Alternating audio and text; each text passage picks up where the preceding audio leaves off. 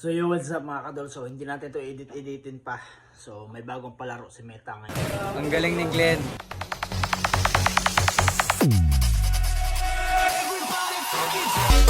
Ngayon, napaka tawag dito, basta. So lahat yung mga earnings natin ay hindi na yan gumana kasi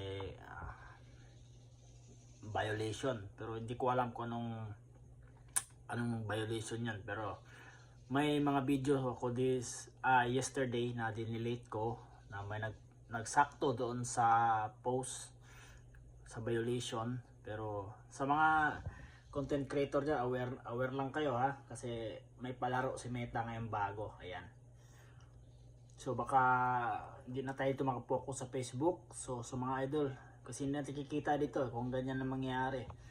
So pa-follow naman, pa-subscribe naman yung YouTube channel natin mga kadol, kasi mukhang magpo-focus tayo sa YouTube para kahit paano meron pa rin tayong magagawa. So yan mga kadol ha, aware lang sa mga content creator na may bagong palaro si Meta ngayon. So maraming nadali dyan ngayon, si Tito Noel, yung Green Man, isa nadali din today, last night.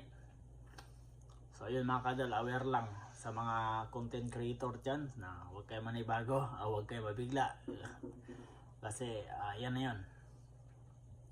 So mga idol, pa-subscribe na lang sa aking YouTube channel para madagdagan naman yung followers natin. So salamat mga kadol, ito lang. So i-comment nyo dito kung anong dapat gawin dyan para may idea tayo sa mga pangyayari ngayong araw. So magandang araw mga idol, mapagpalang araw ito.